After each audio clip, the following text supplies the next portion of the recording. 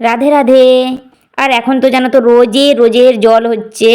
আজকে কথা বলবো জীবনের সব থেকে বড় তেতো সত্য কথা নিয়ে। বৃষ্টি পড়ছে, যেন মনে হচ্ছে বর্ষাকাল চলে এসছে। সকালবেলা চলে এলাম, 9টা বাজে এখন। প্রথমেই একটা কথা বলি, আমরা দেখে শেখার থেকে বেশি ঠকেই শিখি, তাই না? আর ঠকলে পরে বেশি শিক্ষা হয় জানি, কিন্তু কষ্টটাও তো তেমন হয়। আর এই যে কিছু দোকান বাজার শেষ হয়ে গিয়েছিল, তো সেগুলোই নিয়ে এসছে আর আমি তুলে রাখছি। আর ওই মসুর ডালটা ওটা হচ্ছে যে মানে দোকান থেকে নিয়ে আসেনি, ওটা বলেছিলাম না যে দেশি মসুর ডাল কেনা হয়েছে ছাদে রোদে, তো সেটাই ভানিয়ে নিয়ে এসছে, গুছিয়ে রাখা আছে। কলগেট, তারপরে হচ্ছে সার্পো, চানাচুর, এই 2-3টা জিনিস, আর কিছু লঙ্কা হলুদ গুঁড়ো, ওইগুলো হচ্ছে যে তুলে রেখে দিয়েছি, ওগুলোই সব গুছিয়ে রাখছি। সকালবেলা ওই সব তুলে রেখে দিয়ে মুড়ি খাওয়ার একটা কিছু করলাম, করে মুড়ি খেয়ে নিলাম সকালবেলা। মুড়িটা খেয়ে দিয়ে তারপরে সবজি কেটে নিয়ে এই যে ধুয়ে সব এবারে গুছিয়ে রান্না করব, চলে যাচ্ছি। সব গুছিয়ে রান্না করতেও লেগে পড়লাম।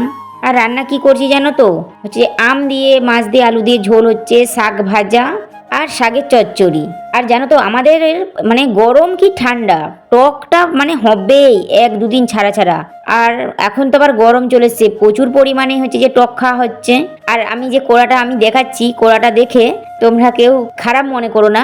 নিম পাতা ভাজা হয়েছে জানো তো, প্রচুর, মানে অনেক নিম পাতা ভেজে স্টোর করে রাখা আছে। আর বুঝতেই পারছো তো, নিম পাতা ভাজলে পরে কোড়া কালো হবেই।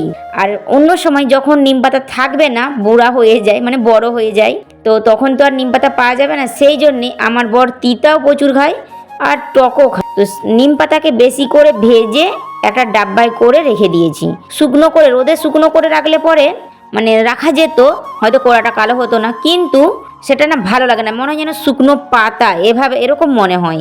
তো কড়াই যদি আমি মানে তেল না দিয়ে হালকা করে করে আঁচে যদি ভেজে রাখা হয়, সেঁকে সেঁকে ভালো করে রেখে দেওয়া হয়, গুঁড়ো করি না, এমনি শুধু ভেজে রেখে দিই, তখন না এটা ভালো লাগে। শুধু যখন রান্না করো, আবার যখন খাওয়া হবে ডিব্বা থেকে বের করো আর একটু তেল গরম করে দিয়ে দাও, ব্যাস। তারপরে ভালো করে গ্যাস চুলাটাও সঙ্গে সঙ্গে ধুয়ে পরিষ্কার করে নিলাম। বেশি নেও, তারপরে কড়াটা ধুলে পরে মাজলে পরে তো আর সেভাবে পরিষ্কার হয় না, হড়কে মানে স্লিপ করে চলে যায়। তো সেই জন্যে কড়াটা পরে মানে ওখানে মাঝামাঝি করতে হবে।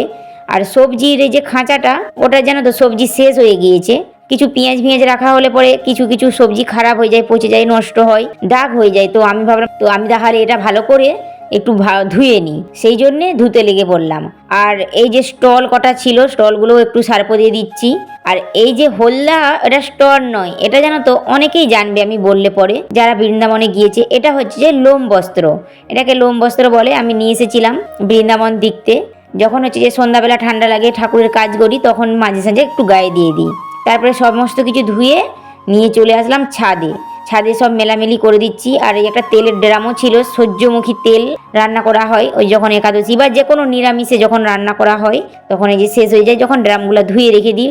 ধুয়ে একটু কিছুক্ষণের জন্যই রোদে থাক, প্লাস্টিক তো বেশিক্ষণ রোদে রাখবো না, কিছুক্ষণাই রাখবো। ভিজে কাপড় ছিল, মিলেছিলাম, শুকিয়ে গিয়েছে, তো সেগুলো গুঁড়িয়ে নিচ্ছি, তুলে নিচ্ছি, আর ভিজেগুলো দিয়ে দেবো। আর দেখো কুলোয় করে আজকে কিছু অল্প চিপস করেছিলাম, তো সেটাই দেওয়া আছে। যখনই ভাবি অনেক বেশি করে চিপস করব, আলু কেনা হয়েছে বস্তা বস্তা আলু, চিপস আর করতে পারছি না, রোজের মেঘ করছে, রোজের জল হচ্ছে, কি আর বলবো, রোজের জল হচ্ছে এখন। মানে গরমকাল কম, বর্ষাকাল বেশি মনে হচ্ছে। তারপরে তো ওখান থেকে সব মিলে দিয়ে আসার পরে দুয়ার ঘরটা একটু ভালো করে ঝাড়ু দিয়ে দিচ্ছি। আগে ঝাড়ু দিয়ে পরিষ্কার করে তারপরে যাব কোড়াটা ধুতে, কোড়াটাও মাজতে হবে। দেখি কতখানা লাগে। ঘাটে যাব না আজকে, ঠিক করেছি ঘাটে যাব না, আমি যেখানটায় রান্না করতাম না ওখানটাতেই মাজবো। কারণ ওখানটাতে তিরপলটা নেই, খুলে দেওয়া হয়েছে, নষ্ট হয়ে গেছে পুরো, বাইর তো বাইর হয়ে গেছে, সেই জন্যে ওখানটাতেই মাজবো, ঠিক করছি। এই ঝাড়ু দেওয়া কমপ্লিট হয়ে গেছে।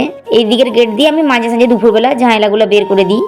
চলে এসছি এখানটাতে মাজতে বসলাম, একটু বালি আর একটা ব্রাশ, মানে কচ ব্রাশ, ওটা নয়, ওটা অন্য রকম কি একটা, যাই হোক, তো ওটা মেলা দেখতে কিনে নিয়ে এসেছি। আর এই যে একটা লিকুইড ভিমবার দিয়ে মেজে নিচ্ছি।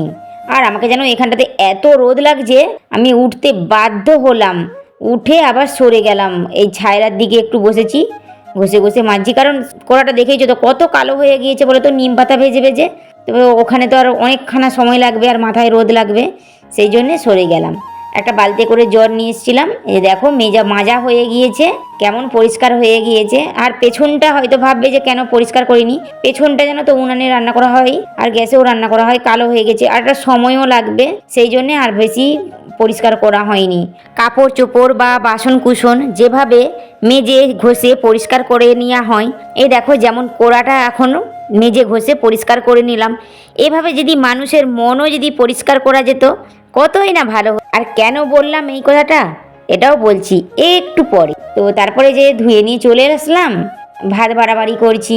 জানো তো, যখন আমরা বাইরে কারো কাছ থেকে ঠকে যাই তখন আমরা সেটা শিখি, ঠকে শিখি, শিক্ষা হয়। তারপরে আরেকটা জিনিসও আমরা খেয়াল করি তখন, যে এই সব বাইরের মানুষের কাছ থেকে আমরা দূরে থাকবো। কেন না, কারণ ওরা সব ঠকাতে পারে, কষ্ট পাবো। এই যে বলেছিলাম না খাঁচাগুলো বেশিক্ষণ রোদে রাখবো না, তো সেই জন্যে তুলে নিয়ে চলে আসলাম। তো সেই জন্যে বিছানাটাও একটু ভালো করে পরিষ্কার করে নিচ্ছি। আর কাপড়গুলো যে তুলে নিয়ে এসেছিলাম সেগুলো ভালো করে পাট করে রাখছি। ওটা তো অন্য সময় পাট মানে কাপড়গুলা তখন গুঁড়ি রেখে দিয়ে চলে গিয়েছিলাম খাওয়া দাওয়া করবো বলে, এখন আবার পাট করছি। পাট করে ভালো করে গুছিয়ে রেখে দিয়ে তারপরে আবার অন্য কাজ ধরবো। মানে অনেক কিছু ব্যাপারের জন্যে তখন আমরা দূরে থাকি, কিন্তু নিজের পরিবারের লোক যখন ঠকায় তখন আমরা কি করি, শুধু আঘাত, কষ্ট, ভেঙে পড়ি, নীরবে চুপ হয়ে থাকি, আর কাউকে কিছু বলতে পারি না। কারণ আর পরিবারের মানুষের কাছ থেকে দূরে সরে থাকাও অসম্ভব, কারণ তাদের সঙ্গে কিছু ভালো মুহূর্ত, কিছু কেন অনেক কিছুই ভালো মুহূর্ত থাকে, তাই দূরে থাকাও যায় না। বাইরে বললে কেউ হচ্ছে যে বিশ্বাস করে না, ঠকায়, আর বাড়িতে বললে পরে কেউ শোনে না, বোঝে না। তবে যেখানেই ঠকা হোক না কেন, হয়তো কথা সেরকম করে বলা যায় না, নীরবে থাকা হয়, কিন্তু শিক্ষা হয়, তাই না? প্রত্যেকবার যেখানেই ঠকি সেখানেই শিক্ষা। আর কতগুলো কাপড় চুপড় পাট করতে একটু সময়ও লাগবে। আর আমার মেয়ের জামা কাপড় ও রান্নায় রেখে দিই, ওকে দিয়ে দিই, ও পাট করে রাখে। আমি শুধু আমার আর আমার বরের এগুলো শুধু পাট করে রাখবো। আর আজকে কী বা বলতে পারি, এই তো কাপড় চুপড় সব পাট করা হয়েই গেল কথা বলতে বলতে। এবারে তোমরা সবাই ভালো থেকো, সুস্থ থেকো আর সাবধানে থেকো। পরের দিন আবার আমার কিছু একগুচ্ছ গল্প নিয়ে তোমাদের সঙ্গে গল্প করতে চলে আসবো।